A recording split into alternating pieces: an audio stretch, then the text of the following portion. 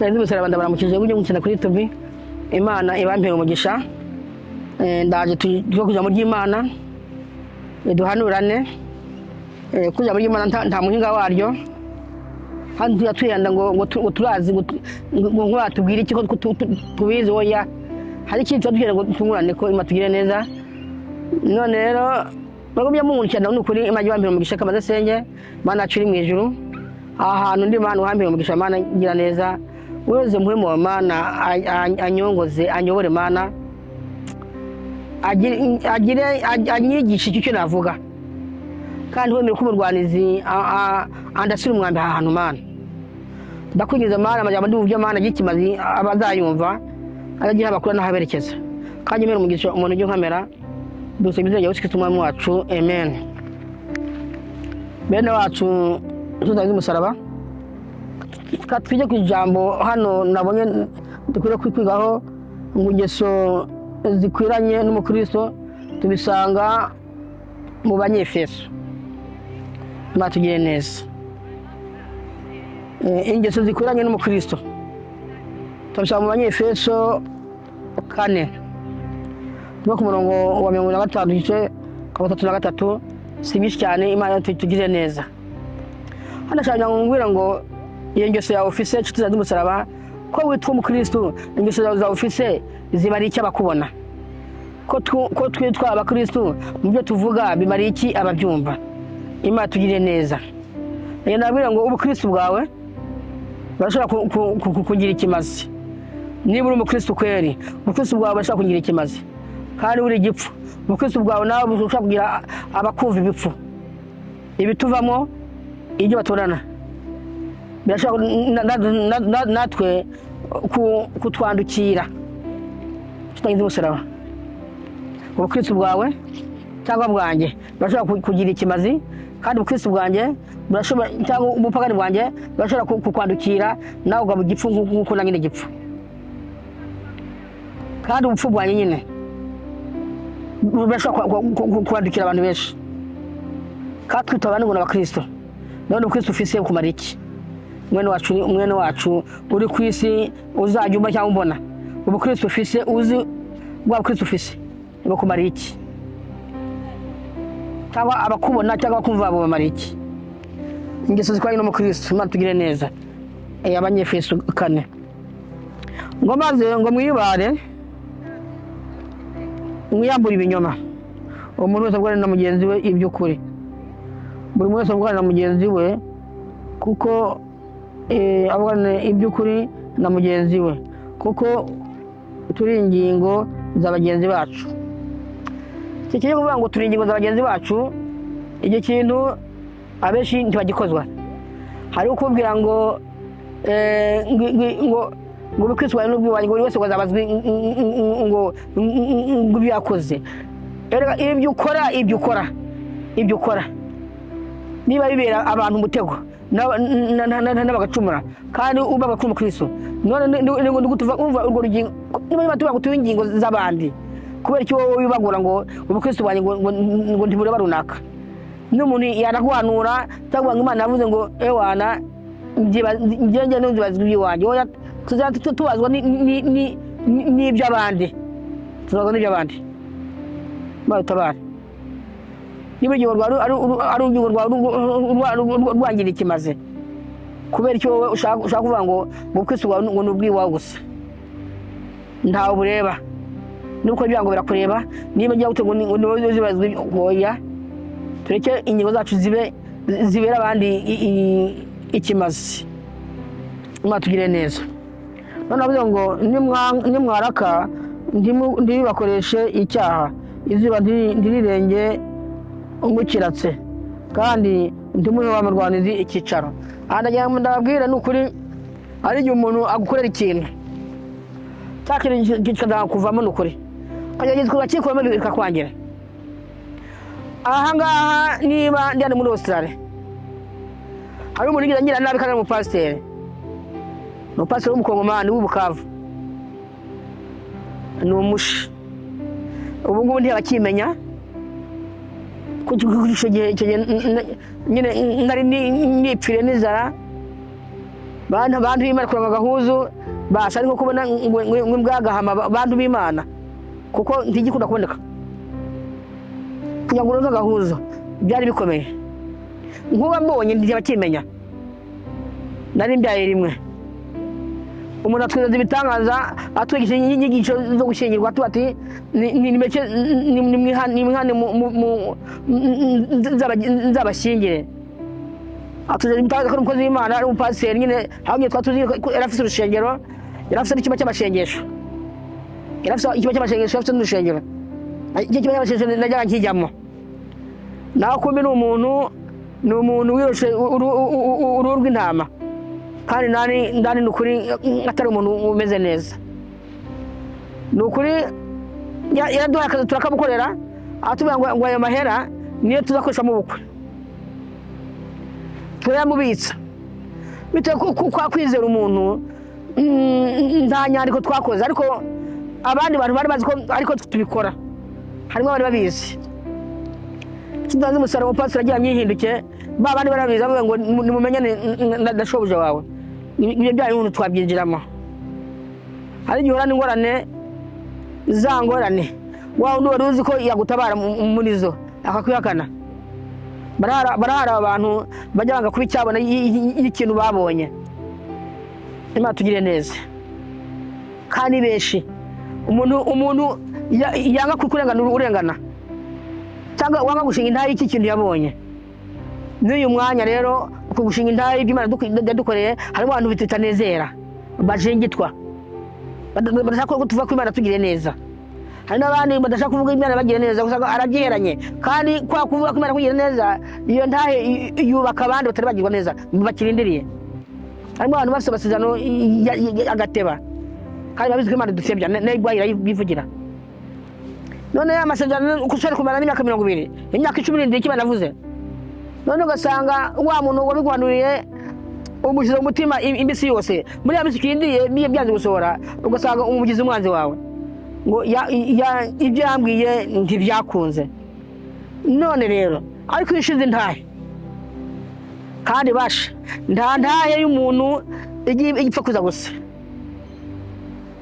bajyana no shashinga intahe barabanje kunukira imusozi ntakigeze kiryoha teta wenda natata duje kuri uvuze kuri ko byageze wabiki ntakigeze umuntu abona nacyo kiryoha cyeka kizagiseseza umutima none gare tuzaze umusaraba iyo ushize intaye uva ko Imana kugira neza ukavuga iby'Imana nyine ukashingira intaye cyangwa ukaba umugabo gwami byo gukoreye Imana biranezera kandi iyo ntaye yabarije yubaka nabandi bakirindiriye Imana tugira neza rero ariko se abantu banze kuvuga uko bimeze kugira ngo kumwe inyungu zabo baranga kutuvugira kandi barazi kuntu byagenze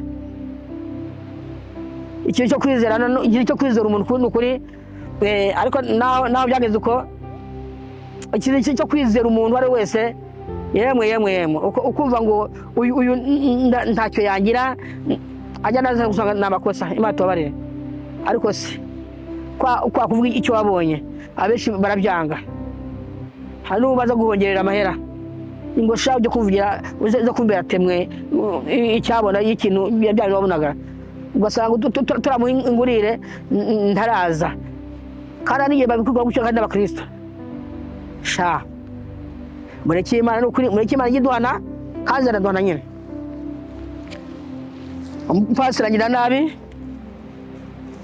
iratabure bivira neza ariko umunsi wo kumuhabwa baramubaza ngo nta muntu mwamwe agiranye ikibazo arabyanga abantu baza kumbwira ko wa mupasiteri bagira bamuburevera naragiye ngira ngo dutuburane bamuhamagaye aranga harase nk'imbisi ibiri abuhabwe bamuhama kusimba akakwitaba bamuyica mishaza yasema ko ndiyaza none ga niba se kumuntu umwanya ndi muri Australia wampa ngo azamye ko ariyo ndi ariko ntiyabakimenya uko arangira nabi bantu y'Imana mfatagize mariage kandi twatwikeneye ari baduhendaga ngo bazadukoresha bato barero ni benshi barimo baragwa mu ngorane zivuye kubashumba bitwa koze b'Imana Imana tubabarire sivuga n'ibindi birebire kandi ibyo bintu udafise amaso y'impwemu bantu b'Imana murabura gusenga ngo Imana ibatabare ibereka amaso y'impwemu ibereka ibintu biriho gukino gihe ntimushaka gusenga abantu b'Imana mushaka gusenga ariko Imana yitwira amabanga y'ibiri mwino si bantu Imana yarayangaye ubukristo buri gukino gihe ni ukwikurayo si Imana turimo turakorera yemwe bantu b'Imana ni bake bakiri gusenga mu mpwemu Imana tubabarire rero none rero haravuze ngo niwaraka ngo ntirugakoresha icyaha izuba ntirirenge mukiratse kandi ndimuhe wa murwanizi icyicaro twese bantu b'Imana ahantu haradufata haradukoraho ari ikintu umuntu yabonye nko mu mwaka w'ibihumbi 2000 n'umwanya kirakuva mu nshuti zanjye cyarakubabaje ariko kuva ko batanze imbabazi ariko n'ubundi ntigihagurukemo Imana tubabarire kuri iki kintu naho dusenga akameremere ndikatuvamo Imana tubabarire abantu b'Imana ngo wiba ntakongere kwiba ariko upfume ucumukura ukoreshe ayiwe amaboko ibyiza kugira ngo uronke ibyo gufasha ubukennye Imana tugire neza tuzangize umusaraba Imana tugire neza twabanje gukena ntidushaka gukenura abandi bantu kandi Imana ishaka kugira neza harimo abigira neza iciye mu wundi muntu n'abantu benshi bagirirwa neza biciye ku bandi bantu Imana igakoresha umuntu runaka agakenura umuntu runaka none mu gihe rero upfunye ukuboko ndakubwire ubukristo bwawe ndawe uzakugeza tuzagejeho no kandi wari uzi ngo urimo urakora neza hari benshi Imana ihezagira kugira ngo bahezagira abandi ariko yamara gushyikira akaboko akagapfunya Imana tubabarire nawe upfunya urimo urapfunya abana bawe urimo urapfunya bakazanakazi ndabuzukuru urimo urapfunyira inzuzukuruza warahawe kugira ngo ugire abandi neza ariko ntushaka gutanga Imana itabane ngo waravunitse ngo warabibiriye icyuya ngo nta muntu nagendeye nta soni bandi muri mu Buraya ko Imana yagiye neza ikabuza indege za gusa tuzazi musara ko ubukene mwabusezereye Imana ikaba yarabahaye aho mwavuye bantu b'Imana ko mwasize abakene batishoboye nawe utabashobora bose n'Imana ntikwiza bose imvura ubure n'umwe kweri uri mu burakwe ubure na babiri bantu b'Imana ubure ikintu wakora abantu bazakubikira ko Imana itabare da ngo birakuvuna tugere ku murongo wa 19 ngo ntihazagire ibiyago bibi biba mu kanwa kanyu ariko muvuge ijambo ryiza byose byo kuza ukwiye kugirirwa kugira ngo riheshe ababyumvise ubuntu bw'Imana kandi timukababaze mu wera w'Imana yabashyiriwe ko kuba ikimenyetso gushyitsa ku munsi wo gucungurwa umururazi wose wo kujingitwa n'uburake no gutongana no gutukana nibavemo hamwe n'inzigo yose mugiranire neza mubigiranire imugiranire imbabazi mubabarirane kuko Imana nayo yababariye muri Kristo sawa bantu b'Imana uyu murongo wa 31 na 32 anda ucira imanza huruse wa muntu w'Imana we nanjye ubwanye nyine gire hari ukuntu ivuze intonganye turazigira buri munsi ibintu byo gufobya mpwemuwe kandi ahantu ntago abantu bose bahumva neza mpwemuwera kumufobya bantu b'Imana gufobya mpwemuwera kugira gute bantu b'Imana mwebwe mubizi neza ndio mugisha abantu ukuntu umuntu yafobya ngo mpwemuwera ngomera kufobya kugira gute gupinga ibyo yavuze mpwemuwera tubupinga mu buryo bwinshi tugaya abakozi bayo nacyo kirakirimo mu gufobya mpwemuwera yani icyo mpwemuwera yavuze gikorwa twagifobya yani tukamuvuga nabi kuvuga ibikorwa bibi nko ku mukozi w'Imana hari umuntu urafobya mpwemuwera yahawe ikorwa gufobya mpwemuwera kandi abantu bashaka kumenya ikintu cyo gufobya mpwemuwera bazakibaze nk'abantu babimenyere gusigura babasigurire neza ariko nazi ko gupfobya umuhemu wera no gupfobya ibikorwa by'Imana iba yarakoze no gusuzugura amasezerano wahawe n'umukozi w'Imana. kandi hari igihe duhabwa ubuhanuzi n'abakozi b'Imana tukabasuzugura ngo nta Mana muvugisha, gusa Imana bivuze kandi ugasanga niyo nyine yariyo, ariko noneho wowe ugapfobya ubwo buhanuzi. Byitwa ko ni ugupfobya ngo mpwemu wera, gupfobya kutashaka kwitaho ku bantu wahanuriwe, ku byo wabwiwe, aho upfobeje mpwemu wera. ariko mu bantu bashaka kuwamenya neza aho hantu gupfobya mpwemu wera, kuko si buri wese wabitahura nyine. Mujya mwigisha aha hantu bari muzi gusigura muzi mwigisha aha hantu gupfobya mpwemu wera, umuntu amupfobya gute? Imana tugire neza. Izi ntonganya ko zihari z'umusaraba, intonganya mu nzu, ku miryango, intonganya ku baturanyi, intonganya mu mashengero, ibara ryaraguye, ahubwo intonganya zakabaye mu kabare, ubu none zibera mu mashengero, zibera mu basenga, babandi tuba duseka ngo ntibasenga, ngo ni Imana n'ibiki, ahubwo usanga umwanya umwe turarenze, dukora ibyaha birenze ubwo bumara birwamo. Bantu b'Imana ni gute? Imana tugire neza. Aha Abanyefeso 4 imisari niba ari ngahe 25-32 hakugira ikibazo cy'umusaraba, ariko Imana tugire neza. Ibi byose biri ahantu twese biraturaba, twese biratunangira ndanga. Imana dutabara cy'umusaraba. kandi niba mbaje kuvugiza mu Imana siko nzanye ibishyashya no gusubira mu mandiko Imana bavuze, nawe utakubiza ibyo maravuze bindi byo kutagira 10 cyangwa byo kwihana. ariko si ngiye mu banywa amata ndacyarimwo, sindaho umuntu kuzo uwo kugira uwo kuba ndacyari mu ishuri ry'Imana.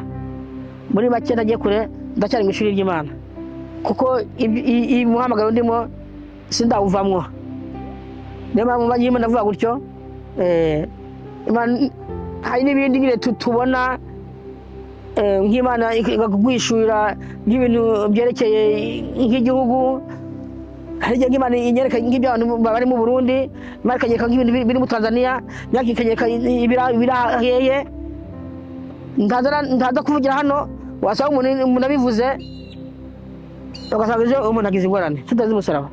Ibyo umuntu yahanura ko abantu ni byinshi. Imana tugire neza. Hari n'ikindi ngenda babwire abantu b'Imana, abantu bahagarika imbyaro, uburyo muri bwose ukoresha tutazi umusaraba, Imana izaduhana yihandukiriye. Ngewe Imana izababarire, narabanje kubikora. Umugabo akiriho kubwo umwana afise imyaka 18, inda yiwe yagira ngo inyice, ngende njya kuzanya kugira bya undi mwana. Tuvuga ngo njya kunshinge bazimpa banga, ngenda ndabazimbira urugero tuzagize umusaraba zo shinge rwa meza 3 yanyanya kurutora. Izo shinge ayo zankoreye tuzagize umusaraba. Yemwe bantu b'Imana, mujye twiga duhanura. Niba urugingo rwawe rushobora kuba ikimazi ku rugingo rw'undi muntu, tuba tubizanye ukuri. Imana imeze kunye ku kuntu hari igihugu gikoramo inda buri munsi. Icyo gihugu ku kuntu babikora, nawe nakibwira nticyanyumva. Bantu b'Imana, ariko ikintu cyose ukoresha ngo ntutwarinda aba bana uwica uzababazwa. Wowe ntubabona uribiga ngo nta kibazo, nawe kumbi baragenda bakagera ahantu bajya, kandi aba bana bafise amagorwa. Imana itugire neza. None sindagize umusaraba, izo ndamurimo murakurama ndashaka zibaho. Wisoje urushinge ujye mu tubwo kwa kubyaro, Imana izababaza. Iki gihugu Imana kinyeretse ni ukuri, kandi biri mu bantu bose. Nange nahure n'akaga kubwizo shinge, naduteje imyaka 4, ariko nagiye mu ngaruka yazo imyaka 8. Ndetse yambwira Imana ngo uwo mbabarira nkabona igize ibintu n'uwo nzobyara, sinabwira ngo azakora ubyara. Imana tugire neza, yera akora ko njya uncishe ko, ariko Imana igitobara duhanurane Imana ishaka. Ibi rero biri mu ingino jambo, intonganya zawe urazizi, hazaho umutima udasohora, nizo ushaka kumugaragara.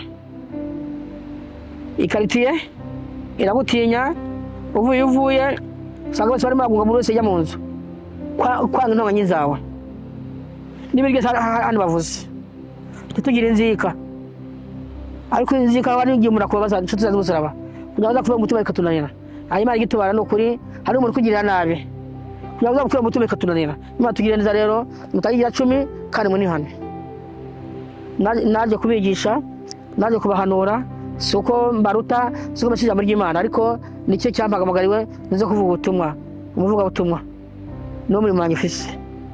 Nange ndinde ko rero yenda nimva muri umurimo suko byo navuga ntibibuze birahari, ko imyaka ndi muri ishuri ibyo Imana imaze kunyereka n'umuyora biri muri Yesu yarurema inshuti z'umusaraba, ariko ibyo byose ibyinshi bizaza mu bamya nzatanga, ko sinakwemera ko Imana nanjye Imana ibyumve ko nazajya mu kuzimu ndatanze intahe, nange ndavuze intahe y'ibintu ndaciyemo. Imana izampa uwo mwanya kwereka gusa nima gushinga intahe ibone kukumpamagara, kuko ndapfa ndashinga intahe napfa n'agahinda. Ibintu muzi ko bitabaho biriho, kandi muzi ko Imana itadukorera, erega bikora nyine kugira ngo yibeshe icyubahiro. Gupfa kwawe ntacyo biyibwiye, ibyo ngo yibeshe icyubahiro niba Imana ikubwira ngo kandi ijye bimbaho. Imana baje kusezeranisha, Imana baje kugisha inama, irabimbwira ngo ndagenda kwesha icyubahiro. Sinatawe ikimbwiye, ndagenda kwesha icyubahiro. Imana ndagenda kuvuga inshuti zanjye n'umusaraba, Imana ikubwira ngo ngiye kwesha icyubahiro, uzamenye ngo aho hari ikigiye gura nacyo yewe kitovugwa. Kubara kwawe, amarira yawe, gupfa kwawe ntacyo bivuze. Niba bivamo kwesha, niba biviramo kwesha icyubahiro, naho waburuka gute? Ibyo ntibikanga. Imana tugire neza inshuti zanjye n'umusaraba, ndangirije. Mana curi mu ijuru, aya majambo mvuye ahantu Mana nagiye kibaza bazayumva, kandi imena umugisha Mana ujye nkamera, kuko Mana si akazi koroshye.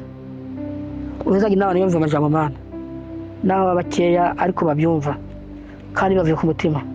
Ujye wampera umugisha Mana. Tubiza abashikitse umwami wacu, amen.